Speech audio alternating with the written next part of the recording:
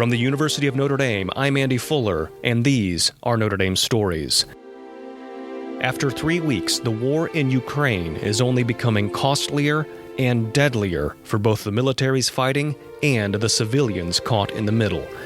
We spoke with Mary Ellen O'Connell, the Robert and Marion Short Professor of Law, about the international legal framework that could help bring the war to a close and deal with its aftermath.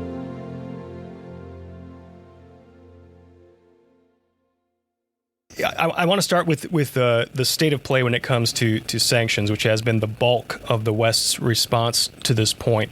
So in addition to a lot of economic sanctions focused on business and banking, more recently the U.S. and U.K. have also targeted the energy sector in Russia.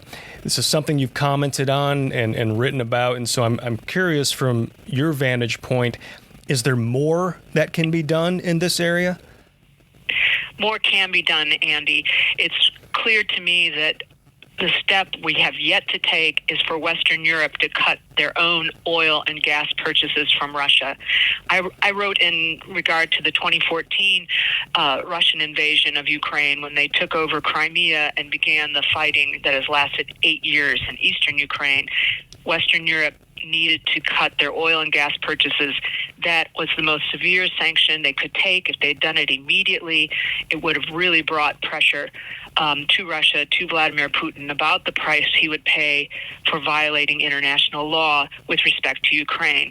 Western Europe has yet to take that step. I understand it will be painful for them, but having a long-running war over Ukraine will be even more painful.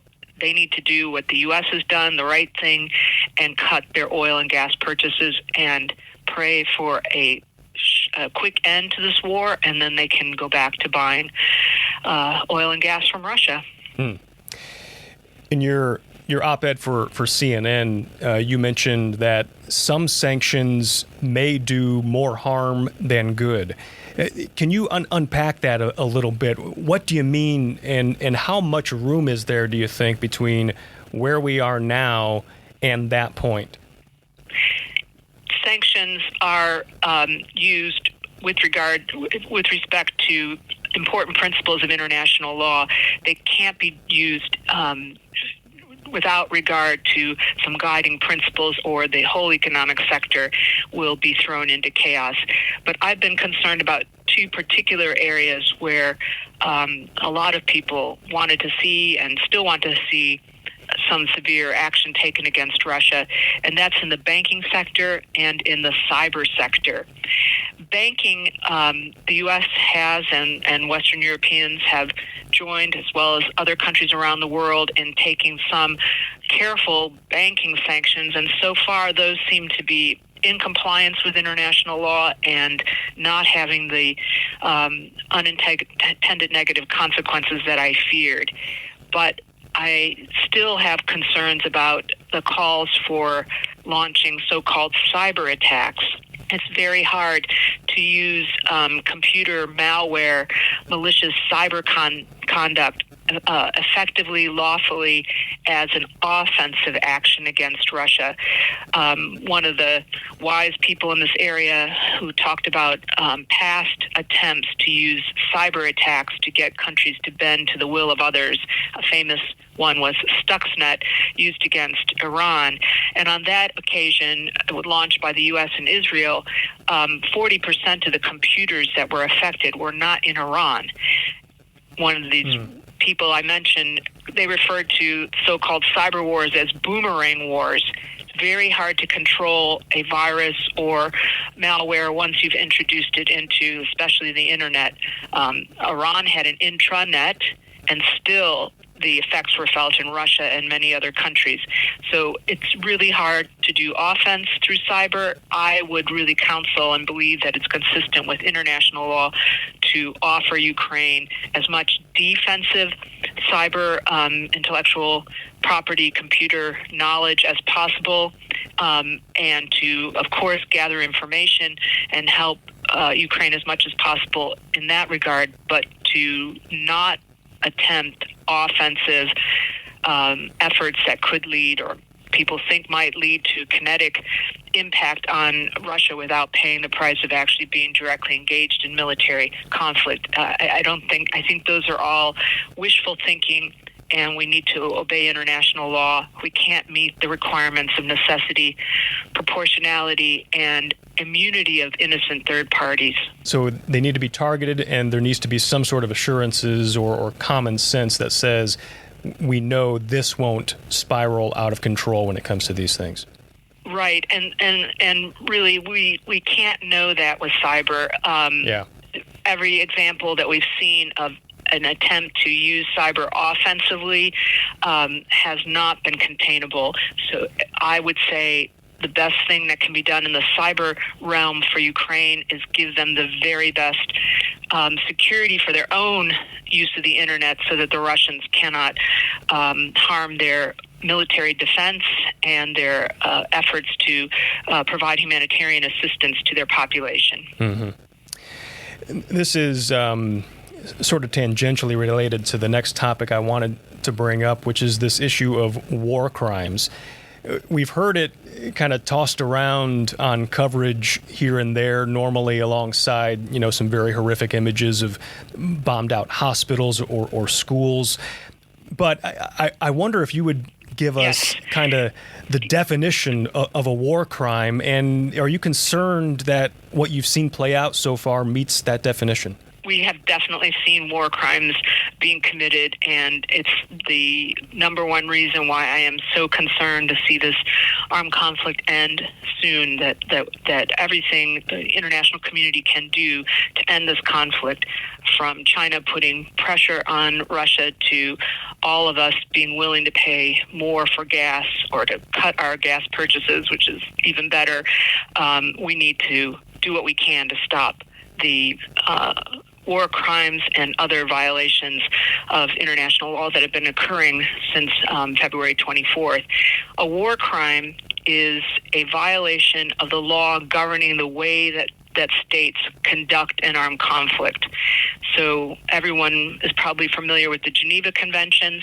Those treaties tell us who can be a target in an armed conflict and who should be immune from targeting. We also have some very old treaties called the Hague Conventions, and the Hague Conventions tell us what are the lawful means, as in weapons and so forth, and what are the lawful methods in terms of strategies to use those weapons. This is all governing law. Russia knows this full well. Many of these principles were litigated at the famous Nuremberg trials, where war crimes after the Second World War were adjudicated and punishments were given out for failing to comply with these important principles of how you conduct an armed conflict. Let me just mention a couple of the most important ones that we've seen violated since Russia invaded in February. And the number one is that civilians who are taking no direct part in fighting must be immune from targeting. They may never be intentionally targeted. People have heard about collateral damage. It is true that if you are targeting a legitimate military objective and civilians may be killed, that is accepted so long as the civilian deaths are not disproportionate to the importance of the military objective. So anytime you see a residential building being hit with a missile, that is a war crime. There is no call to hit civilian buildings. And even if there's a sniper or somebody with a rocket propelled grenade launcher in a civilian building, it's very unlikely that going after that one person, certainly with disproportionate force like a missile, is going to be lawful, because there are so many people living there. So it's almost always going to be disproportionate to go after a sniper. With a missile, blow up a building, no. So we've seen that. We've seen another egregious example of war crimes. There have been agreements to evacuate civilians on humanitarian corridors. Those have been bombed. Of course, that's a war crime. You can never do that. The other thing that we're getting increasingly concerned about is the lack of humanitarian assistance to civilians living within the cities that are being surrounded by Russians. So we've heard a lot about Mariupol. It is absolutely required under the Geneva Conventions that people not be starved into submission to a foreign military enemy. They must be allowed to have food, water, medicine. That should be permitted. And I would even think the United States should be helping to convince the Russians that at least neutral third parties should be allowed to fly in resources to people within cities. It's getting to be a dire situation. It's beginning to amount to war crimes, the way civilians within Ukraine are being treated.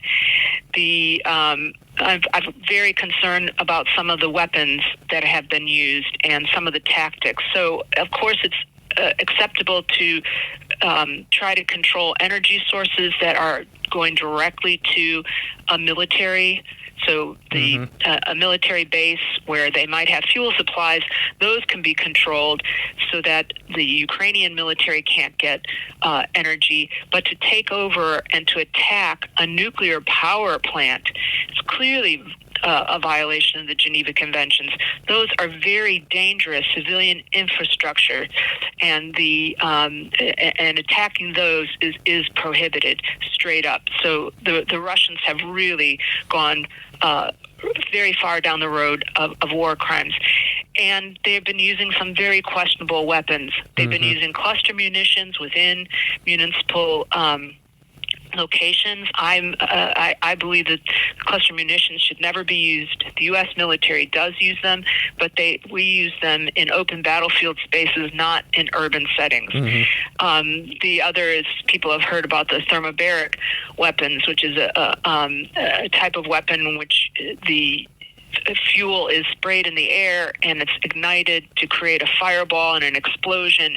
It's a horrendous type of weapon. The U.S. does use a version of this as well. I think it should be banned as an unlawful incendiary, but that's not the case yet. Let me say one more thing about war crimes. Yeah. Listeners might want to know. We've heard a lot about the crime of aggression and that Putin has committed aggression. Aggression is a crime in international law. It is a crime involving the use of force, but it is not technically a war crime. We have two bodies of law that regulate the use of military force.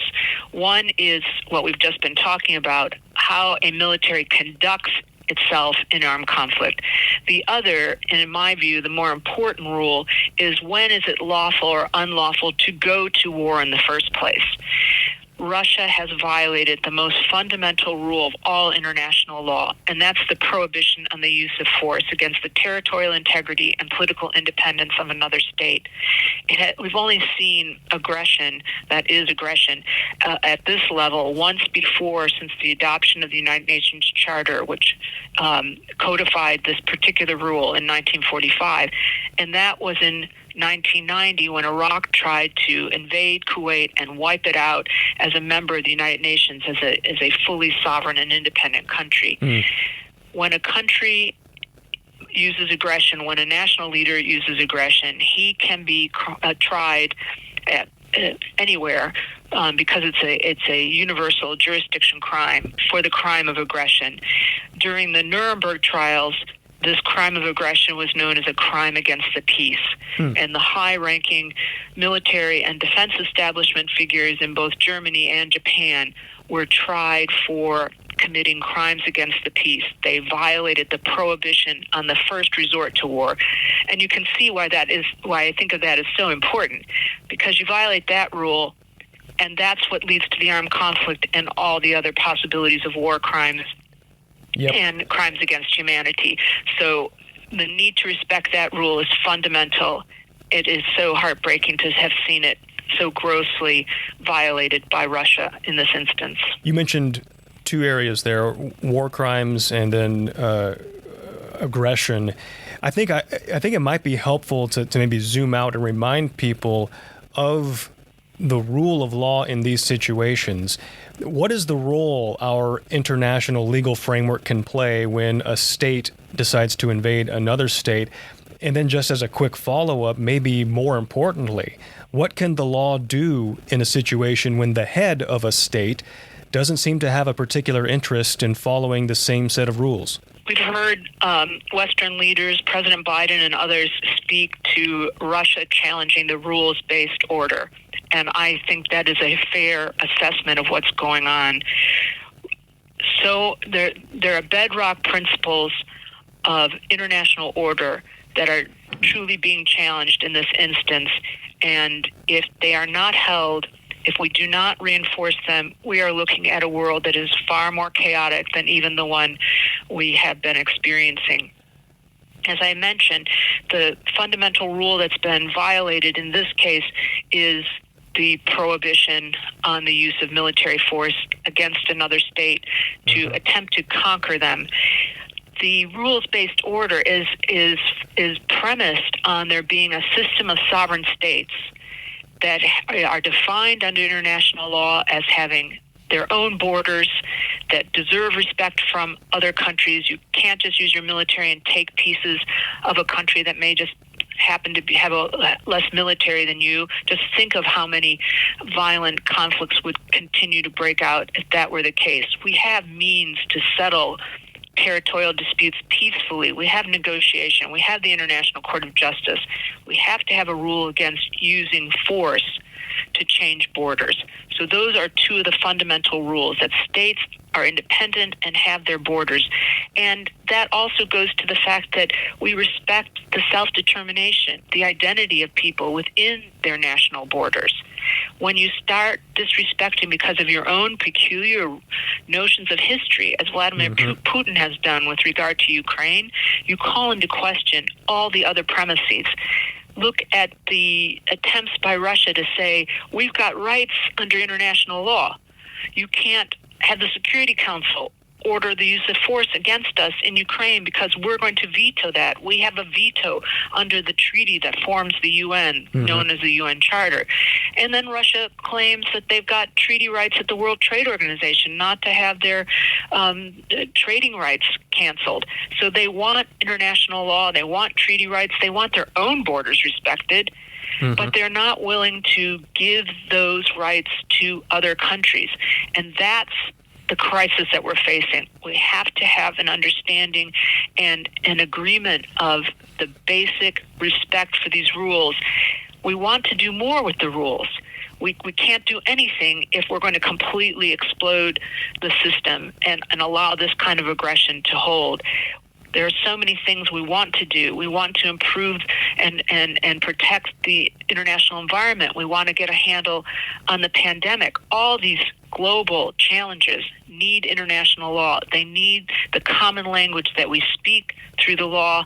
They need the ability to have treaties and respect for the rulings and the orders of international organizations and courts, or we really are in a situation where all that matters is you've got nuclear weapons or not. And that is a catastrophic future vision.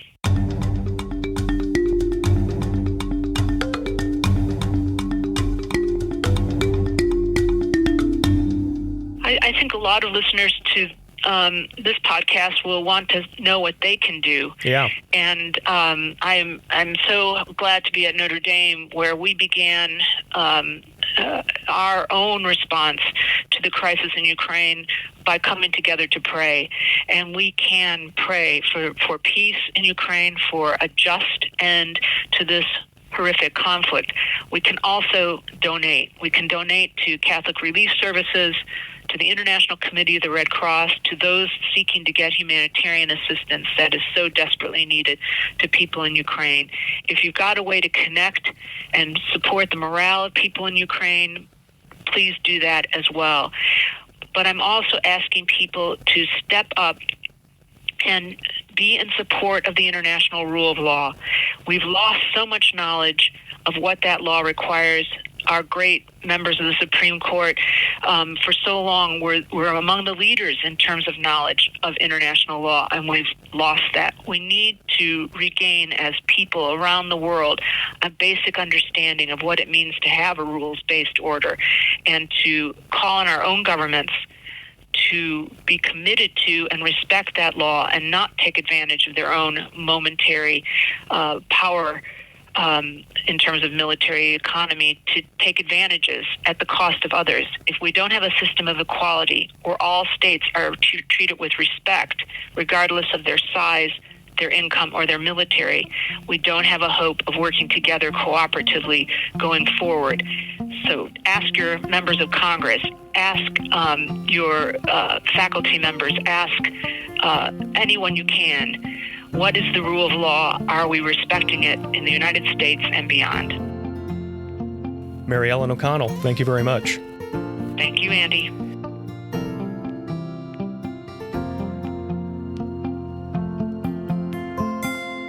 Notre Dame Stories brings you expert perspectives on the biggest news of the day and brings you the stories of students and faculty who are a force for good in the world. I'm your host, Andy Fuller. Our music is by Alex Mansour.